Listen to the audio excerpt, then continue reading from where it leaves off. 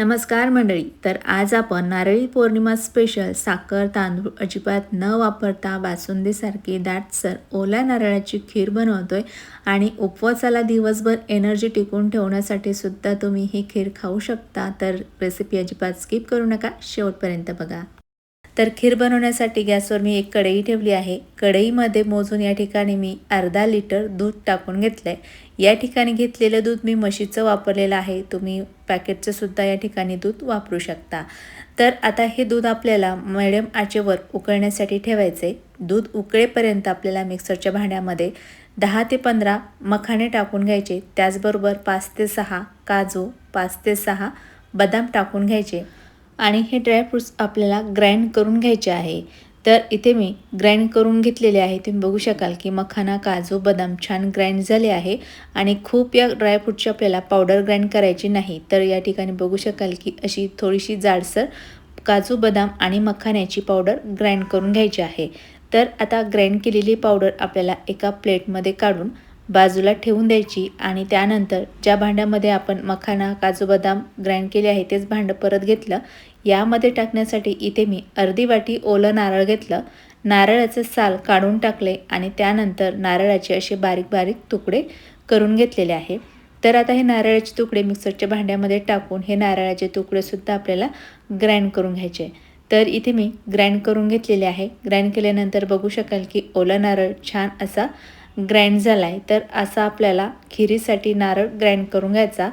आता हा ग्राइंड केलेला ओला नारळ थोड्या वेळासाठी बाजूला ठेवू आणि त्यानंतर आपण जे गॅसवर मध्यम आचेवर दूध उकळण्यासाठी ठेवलं होतं त्या दुधाला इथे तुम्ही बघू शकाल की छान उकळी आली आहे.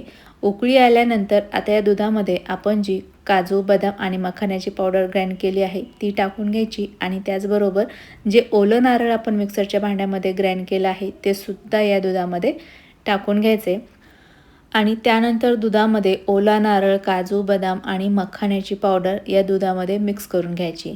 मिक्स केल्यानंतर आता हाय टू लो फ्लेमवर या खिरीला एक उकळी काढून घ्यायची आहे. 2 ते 3 मिनटामध्येच या ठिकाणी बघू शकाल की खिरीला छान उकळी आली आहे आणि उकळी आल्यानंतर बघू शकाल की दूध अजिबात फाटलेले नाही.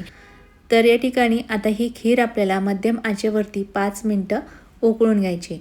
तर या ठिकाणी खीर मी 5 मिनटं उकळून घेतलेली आहे आणि 5 मिनटात बघू शकाल की अगोदरच्यापेक्षा खिरीला थोडासा दाटसरपणा आलेला आहे. तर आता या ओल्या नारळाच्या खिरीमध्ये आपल्याला घरगुती दुधावरची 2 ते 3 चमचे साय घ्यायची आणि फेटून या खिरीमध्ये घालायची. साय घातल्यामुळे मस्त खीर छान क्रीमी मलाईदार तयार होते.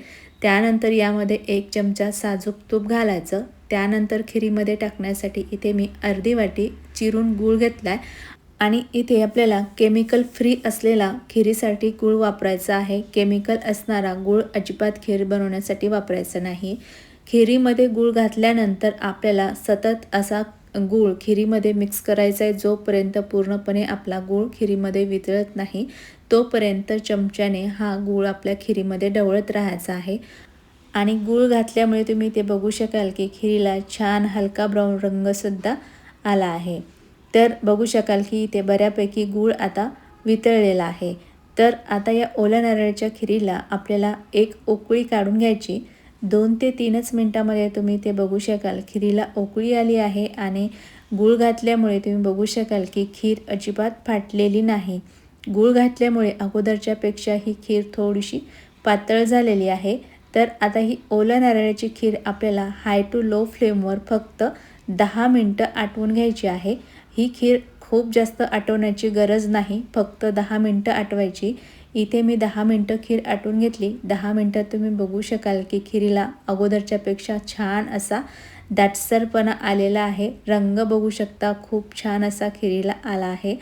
तर अशी खीर तयार झाल्यानंतर आपल्याला या खिरीमध्ये आवडीप्रमाणे ड्रायफ्रूट्स टाकायचे. फ्लेवरसाठी अर्धा चमचा विलायची पावडर टाकायची आणि चवीपुरतं थोडंसं मीठ घालायचं. टाकलेले साहित्य परत खिरीमध्ये मिक्स करायची आणि खीर 1 मिनिटभर उकळून घ्यायची आहे. तर इथे मी खीर मिनिटभर उकळून घेतली आहे आणि या ठिकाणी तुम्ही बघू शकाल की खिरीला किती छान दाटसरपणा आलेला आहे. एकदम मस्त बासुंदीसारखी ओल्या नारळाची खीर दिसत आहे आणि चवीला सुद्धा ही खीर बासुंदीसारखीच लागते। तर यापेक्षा ही खीर जास्त आटवायची नाही, कारण थंड झाल्यावर ही ओल्या नारळाची खीर अजून थोडीशी घट्ट होते। त्यामुळे इथे आपल्याला गॅस बंद करायचा आहे आणि तयार झालेली ओल्या नारळाची खीर एका सर्विंग बाउलमध्ये काढून घ्यायची आहे। तर इथे तुम्ही बघू शकाल की एकदम परफेक्ट अशी बासुंदीसारखीच ही ओल्या नारळाची खीर तयार झाली। तयार झालेल्या खिरीवर मस्त ड्रायफ्रूट्स टाकून घ्यायचे आणि या खिरीमध्ये साखर तांदूळ अजिबात वापरलेला नाही, त्यामुळे ही खीर खूपच पौष्टिक आहे। उपवासाला दिवसभर एनर्जी टिकून ठेवण्यासाठी ही खीर खूपच छान आहे। तर येणाऱ्या नारळी पौर्णिमेला किंवा श्रावण सोमवाराला तुम्ही अशी खीर नक्की ट्राय करून बघा, तुम्हाला खूप आवडेल। रेसिपी कशी वाटली कमेंटमध्ये नक्की सांगा। आवडली असेल तर रेसिपीला लाईक आणि चॅनलला सबस्क्राईब करायला विसरू नका। परत भेटूयात पुढच्या व्हिडिओमध्ये, तोपर्यंत बाय बाय।